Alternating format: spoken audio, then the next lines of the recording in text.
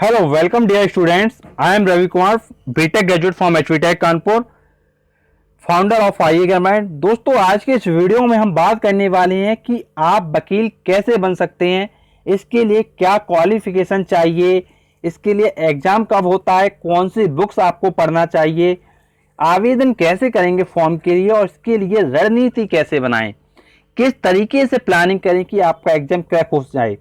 तो दोस्तों, पूरी जानकारी के लिए आप इस वीडियो को पूरा देखें और आपको इस वीडियो में कंप्लीट इन्फॉर्मेशन मिल जाएगी। तो चलिए दोस्तों, हम वीडियो आगे स्टार्ट करते हैं। सबसे पहले प्रश्न आता है कि आप वकील बनने के लिए क्या क्वालिफिकेशन चाहिए। तो मैं आपको बताना चाहूंगा, 12th के बाद आपका बीए एलएलबी कोर्स होता है। तो आपको क्या करना होगा, 12th के बाद बीए एलएलबी कोर्स करना होगा। उसके बाद आप क्या कर सकते हैं, वकील बन सकते हैं। तो एक लॉ का भी एग्जाम होता है उसके बाद आप एक वकील अपॉइंट हो जाते हैं। अब कुछ लोगों के मन में प्रश्न आ रहा होगा कि सर, अगर 12th पास के अलावा भी कुछ मौके हैं क्या। तो बिल्कुल, अगर आपने ग्रेजुएशन कंप्लीट कर चुके हो तो आप देखिए ग्रेजुएशन के बाद भी एलएलबी कर सकते हो।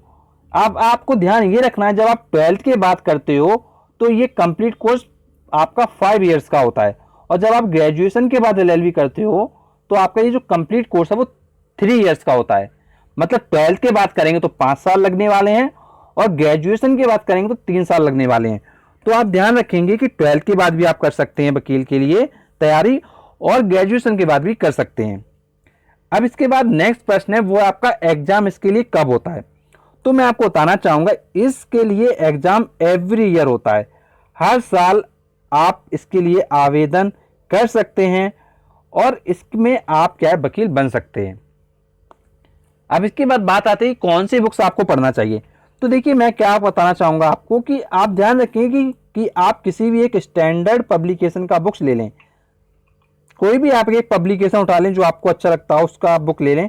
अगर मैं अपना सजेशन आपको देना चाहूँ तो देखिए, आप क्या कर सकते हैं, आप अरिहंत पब्लिकेशन का बुक उठा सकते हैं। तो अरिहंत पब्लिकेशन का बुक भी काफ़ी अच्छा है, तो उससे भी आप अपनी प्रिपरेशन को क्या कर सकते हैं। अब बात आती है कि इसके लिए आवेदन कब कर सकते हैं। तो देखिए, मैं आपको बताना चाहूंगा, इसके लिए जो आवेदन है, आप आसानी से इसकी ऑफिशियल वेबसाइट पे जाएंगे और ऑफिशियल वेबसाइट के थ्रू आप इसके लिए आवेदन कर पाएंगे।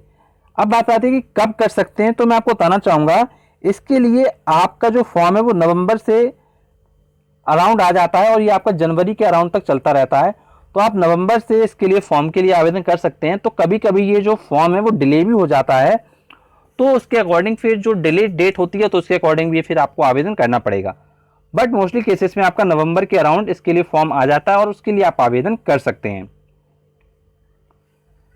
अब इसके लिए आपके मन में प्रश्न आ रहा होगा कि सर, ये बताइए कि इसके लिए रणनीति क्या होती है, किस तरीके से आपको प्लानिंग करना है कि जो आपका सिलेक्शन है वो आसानी से हो जाए। तो देखिए, प्लानिंग की अगर मैं आपसे बात करूं तो आपको देखिए क्या ध्यान रखना है। तो देखिए, सबसे पहले आता है स्टेप नंबर 1। देखिए, जब आप प्रिपरेशन करना स्टार्ट करें, या तो आप 12th के बाद करेंगे या तो आप ग्रेजुएशन के बाद करेंगे। तो आप किसी के भी बात करें, अगर आप 12th के बाद करते हैं तो आप 12th के बाद का सिलेबस देखेंगे, अगर आप ग्रेजुएशन के बाद करते हैं तो आप ग्रेजुएशन के बाद का सिलेबस देखेंगे। तो ध्यान रखना है कि सबसे बड़ा फैक्टर है वो है सिलेबस।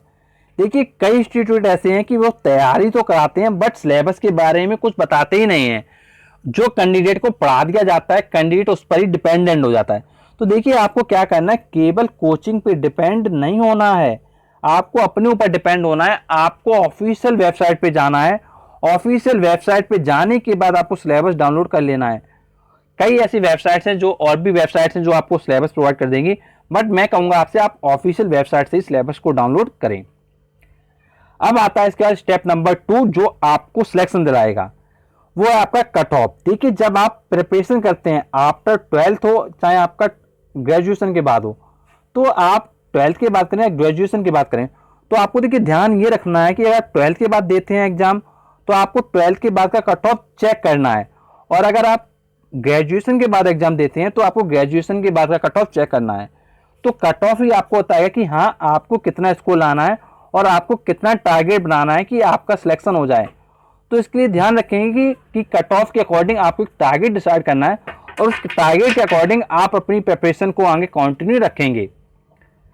अब इसके बाद आता है स्टेप नंबर 3, जो आपके लिए बहुत ज्यादा जरूरी है, वो है एग्जाम का पैटर्न।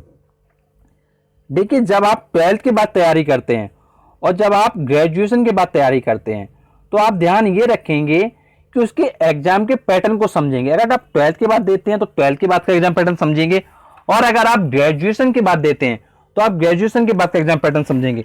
आपको चेक करना है कि किस सब्जेक्ट में कितने क्वेश्चंस आने हैं और उस क्वेश्चन के लिए आपको कितना टाइम मिलने वाला है। तो जब आप ये सब फैक्टर्स डिसाइड कर लेंगे, समझ लेंगे कि हाँ मुझे इतने क्वेश्चंस मिलने वाले हैं, इतना टाइम मिलने वाला है, और उसके अकॉर्डिंग प्रिपरेशन करेंगे तो आपका डेफिनेटली सिलेक्शन होगा। अब इसके बाद हम बात करेंगे स्टेप नंबर 4। देखिए, अगर हम स्टेप नंबर 4 की बात करें, वो आपका टाइम टेबल। देखिए, जब आप इसकी तैयारी करें एडवोकेट के लिए तो देखिए आप एक टाइम टेबल का शेड्यूल बनाएंगे। देखिए, आप ये डिसाइड करें कि हाँ ये सब्जेक्ट मुझे इतने समय में पढ़ना है, 2 घंटे इस सब्जेक्ट को देना है, 2 घंटे मुझे इस सब्जेक्ट को देना है, 2 घंटे मुझे इस सब्जेक्ट को देना है। तो आप क्या करेंगे, ऑल सब्जेक्ट्स को क्या करेंगे, इक्वल इंटरवल ऑफ टाइम में डिवाइड कर लेंगे। मतलब सारे सब्जेक्ट को आप बराबर बराबर टाइम देना शुरू करेंगे। जब आप सारे सब्जेक्ट को बराबर टाइम देना शुरू करेंगे तो आपकी प्रिपरेशन काफ़ी अच्छे से होगी। अब देखिए, जब आप इस तरीके से देते जाएंगे तो आपके सामने कुछ ऐसे सब्जेक्ट आएंगे जो आपके काफ़ी ज़्यादा स्ट्रांग हो चुके होंगे और कुछ ऐसे सब्जेक्ट होंगे जो आपके काफ़ी ज़्यादा वीक होंगे। तो देखिए, स्ट्रांग सब्जेक्ट के टाइम को थोड़ा घटाइए और वीक वाले सब्जेक्ट के थोड़े टाइम को बढ़ाइए।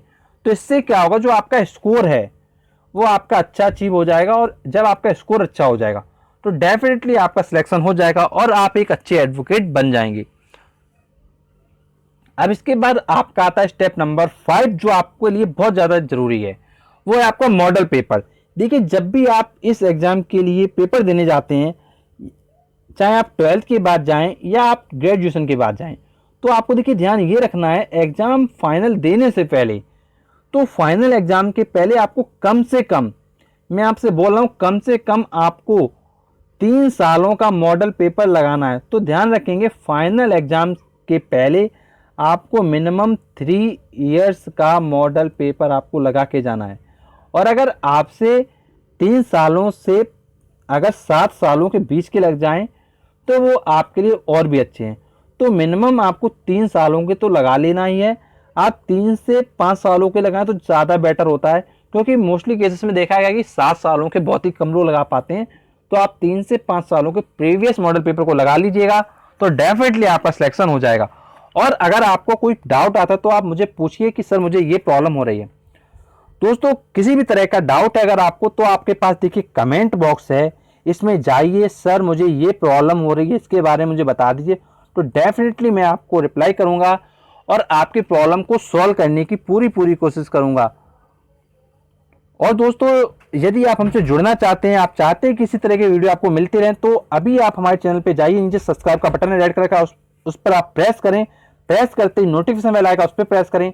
आप ऐसा करेंगे तो जब भी हम नेक्स्ट वीडियो लाएंगे सबसे पहले वीडियो आपको मिल जाएगा। And thanks for watching our video. मिलते हैं हम आपसे नेक्स्ट वीडियो में, तब तक के लिए शुक्रिया।